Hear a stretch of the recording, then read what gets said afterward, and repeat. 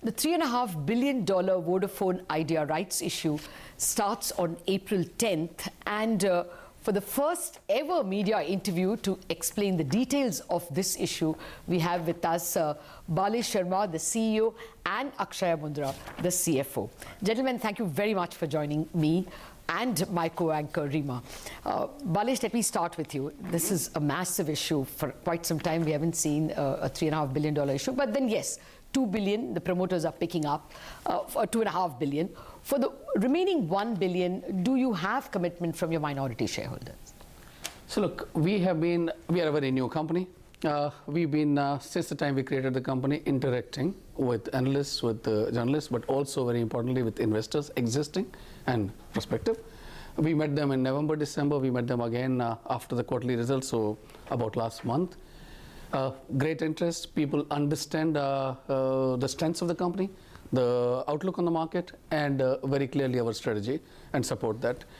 So we have good interest from the investors for sure. Would you agree, Akshay? I mean, especially because Axiata, there was a buzz that they want to not subscribe.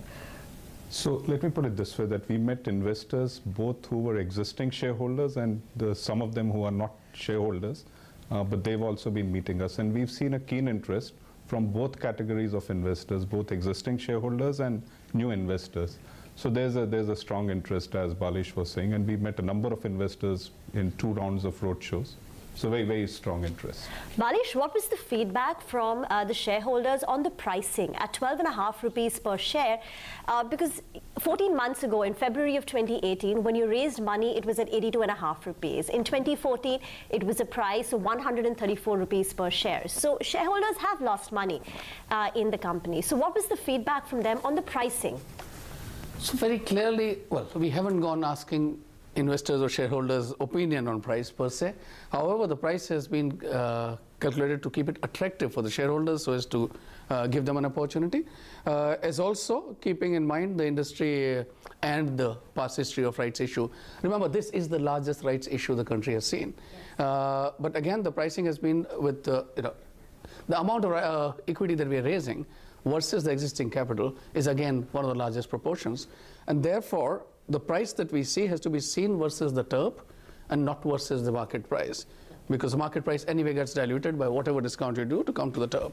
And versus TERP, it's a discount of 32%, pretty much in line with the practice on rights issues. Okay. No, I take your point that, you all have put your might behind it. The promoters are bringing in 2.5 billion, no two ways about it. Now, there is a chance that your stake is going above 75 and you have to therefore take SEBI permission. Has that come?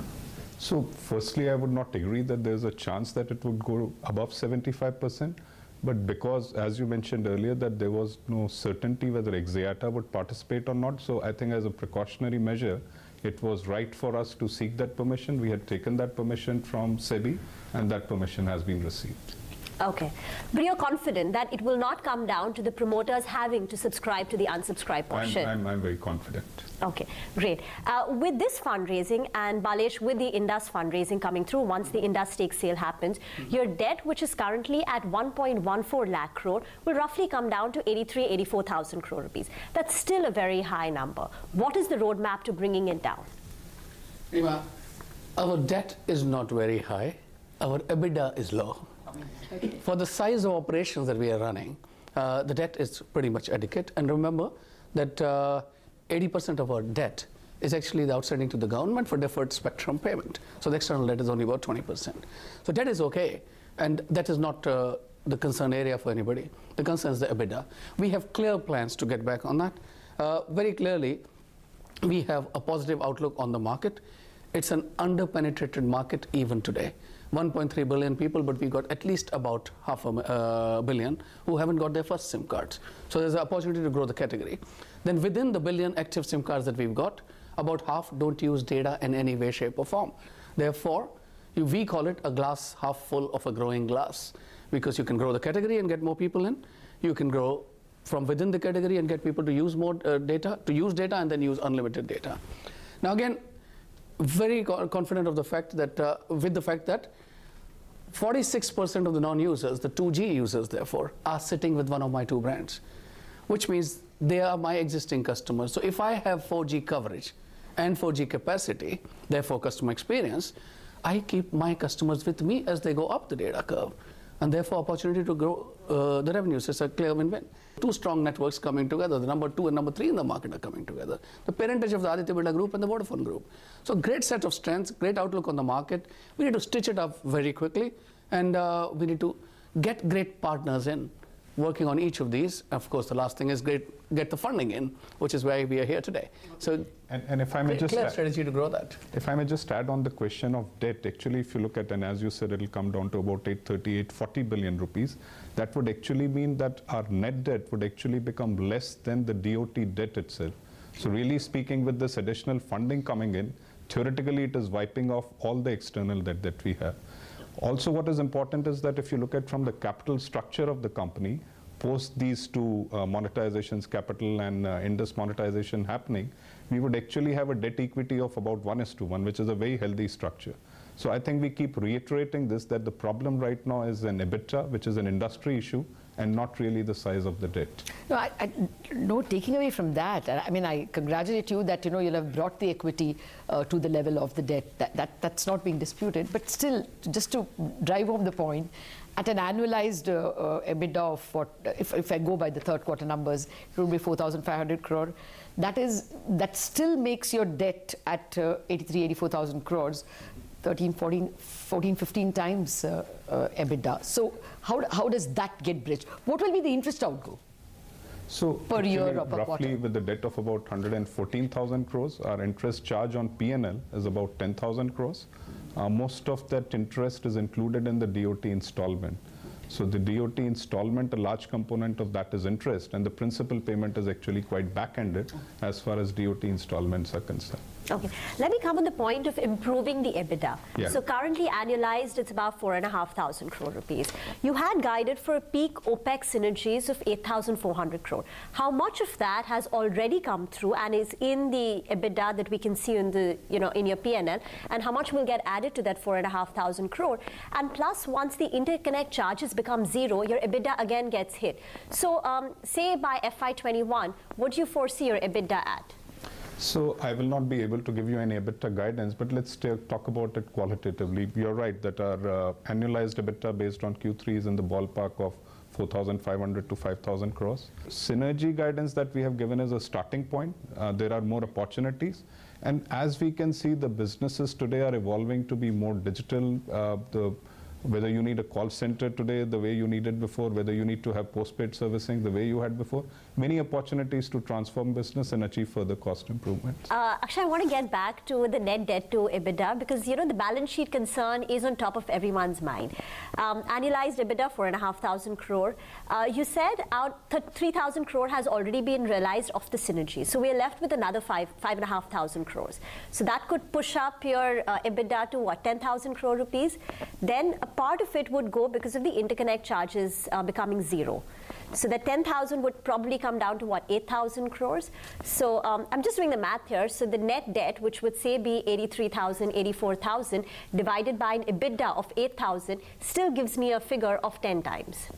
So while Akshay answers that, you twice repeated this, and therefore I'm tempted to come in on the interconnect charges becoming zero. Yeah. Well, it is sub judice. Okay.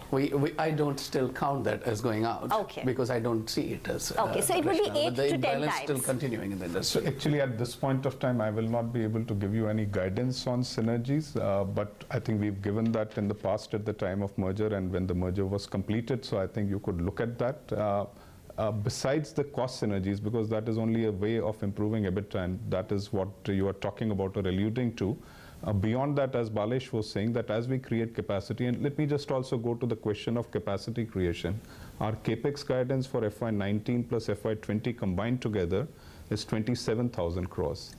Out of which, because in the 9 months of this year where we have reported, we were 5 months in a pre-merger environment, and in the remaining 4 months we were focused on kind of giving out contracts for the expansion. So our spend is only about 7,000 crores in the first 9 months, which means we have 20,000 crores of investment to be made for new equipment in the 15-month period.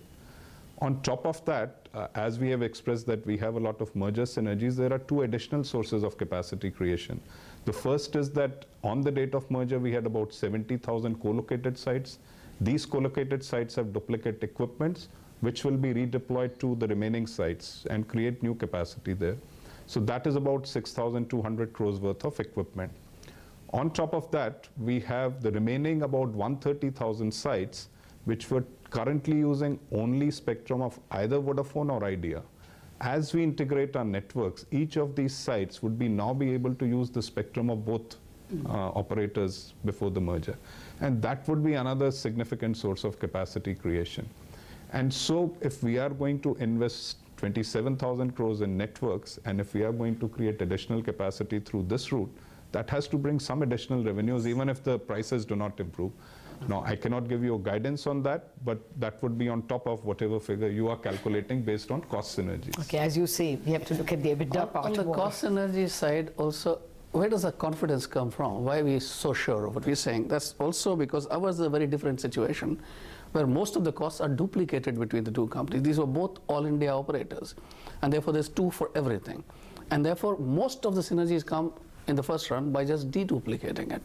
And that's happening. So you mean therefore even beyond 8,000 crore, you think that there are... As Akshay said, and that will, the next lot comes from transformation, comes from rethinking the way we do. But even if you were to be as is, just one instead of two gets you the opportunity to cut the cost down to half. Okay. Well, the other cost that will inevitably come will be content. That will be the key differentiator. Any plans? I mean, your competitors buying up equity in content companies. Well, very clearly what we are saying is a clearly stated agenda of we will do what we are good at, my core. Everything else we will sure play in through partnerships. I am good at my base. I'm good at my base management. I'm good at keeping them happy. I'm good at retaining them. I'm good at my physical digital reach, my enterprise relationships. This is what I and my team will invest every day our resources into. Everything else, we bring the best partners. We're about to announce our partnership with one of the biggest music companies in the world for music. We are already tied up with Hoi Choi. We've tied up with Sun TV. We've tied up with Z. We've tied up with a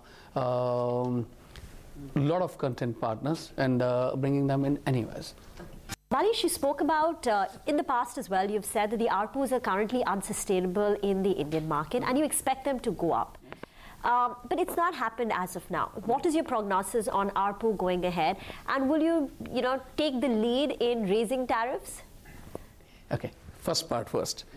Very clearly, it is now a 3 private player plus BSNL market. So industry consolidation is over. All the 3 players, and I believe BSNL as well, so all the 4 players are burning cash, are cash negative, therefore not sustainable. The category is being lapped up, the demand is unsatiable. You've got therefore a peculiar situation where you've got limited supply and unlimited demand. And then you're still selling below cost, meets economics. So it's obviously because it's not being played for economics. But ultimately, with all 3 burning cash, it has to be turning north and coming to a price which slowly recovers. While I believe the unlimited bundles will remain, I believe the price at which will become more... so what could the ARPU improve to from current 90? Difficult for me to predict. And therefore, our strategy very clearly is not dependent on the price repair per se, but on doing exactly what we are supposed to do. You're Integrate the confident network. it's troughed out, the ARPU? There is no logic for it not to now go north from here, so for sure not to go south. Everybody has now a stake enough to lose there in taking it down. And it is below cost. Okay. Just also, it's also stopped becoming a differentiator for the customer. Yeah. Because it becomes so low on the customer's wallet that it really doesn't matter now. So actually, if I can give you just 2 statistics, so I cannot tell you where will it get to and when, but just see that 2 years back, we were at a ARPU level of about 170 rupees, and the data usage at that time was less than 1 gigabyte per month. Today we are at 8 gigabytes per month and the ARPU is half. So the consumer is willing to pay, the consumer's ability to pay for is established. Also, I was looking at some statistics that at the peak time, the AGR, which represents the consumer spend, was about 1,55,000 crores. Today it is down to about 1 lakh crores. So really speaking, the consumer spending has come down significantly. And I don't see any reason that if there is investors or the operators focus on returns, why should the prices not return to Akshay, what the street wants to know is that you're adequately funded for the next 2 years with the assumption that there is no improvement in the market structure or no market repair. What happens thereafter if the ARPUs don't go up, tariffs don't go up? What is the plan B for Vodafone Idea? So firstly, I did not say that we are adequately funded. But you have said in the past. We have said we are more than adequately funded, and I have given some indications of what happens over the next 2 years. We are more than funded for beyond 2 years. I will be able to share some figures with you. Some are, you can make your own judgment. I think at the date of merger, we started with a cash balance of about 136 billion rupees. We are raising this equity, which is 250 billion rupees. The Indus monetization, which is a contractual arrangement that based on current pricing appears to give us a value of about 55 billion rupees. So all this adds up to about 440, 450 billion rupees in all. Now, beyond this, we will have cash generation from operations. You know what is the current EBITDA level. We've talked about what the synergy potential could be. We've talked about what could be the additional revenue and therefore EBITDA coming from creation of more capacity and migration of subscribers from low ARPU levels to higher ARPU levels. I will not be able to quantify that, but I leave it to you to make your own judgment. Beyond that, we have also talked about that we have an asset of fibers, which is about 156,000 kilometers. And we are looking at ways to monetize that. And that is again a great opportunity. No, actually, we came to the net debt figure, including all that. But nevertheless, just some timeline on both Indus and fiber monetization. So as far as Indus is concerned, as soon as Indus and Bharti Infratel merger is completed, which is a part of a court process and it will get concluded, the expected timeline was somewhere around the end of this quarter. But let's see, it's a court process. Difficult to comment. But as soon as the merger gets completed, that cash is bound to come. So there is no uncertainty around that. No, not uncertainty. I just wanted some certainty on the timeline. So I think that is the timeline. As soon as the NCLT process gets over and the merger is completed, so that should be possible. The second is on the fiber monetization. I think it is difficult to give a timeline. What we have started is we have taken steps to divest the fiber assets into a wholly owned subsidiary, which is a prerequisite for any monetization. We are ready in terms of having the details of all the assets compiled, and we would be running a process probably once after our equity raise is complete. We'll start with the process of reaching out to prospective investors and see what is the interest. Any indicative valuation? I will not be able to comment on that, but there is a certain figure which is available as to roughly what is the cost of laying down fiber today in the country, and there is a wide range because you have intracity and intercity fiber. Generally, the replacement cost is looked upon as in the ballpark of 1 million rupees per kilometer of fiber to be laid out. That does not mean that that is the value that can be realized. That's a different dynamic, that this is the best indicator we have today. So 15,600 crores. I'm not saying that. Okay. Well, I just wanted to ask you about this regional plan that you have. You'll have divided, you'll have not gone with circles, you've divided your area into 650 districts. And you're on record saying that you will focus on 303 districts because that brings about 85% of your revenues. Now, you won't be seen as a regional player, I hope. Will you still be, will you still have the national ambitions? No. So that is why we are saying it is not circle-wise and we are going lower. Because if it was circle-wise, you're talking regions. Within circles, there are geographies. What we are saying is we're looking at market closer at each district level, looking at the potential, looking at the extraction or our strength in the market. We're saying we focus on two different strategies for each of the two halves. Left-hand side, where either potential is low or my strength is low, I'm getting only 10% of my revenues and I'm actually losing about 40% EBITDA. Here, we shut down the smaller of the two networks, which means from the customer experience point of view, the larger of the brands keeps what it was before, the smaller brands get better. And typically, we don't have 4G. So even for the larger brand, you get 4G there. So you'll have 4G everywhere there.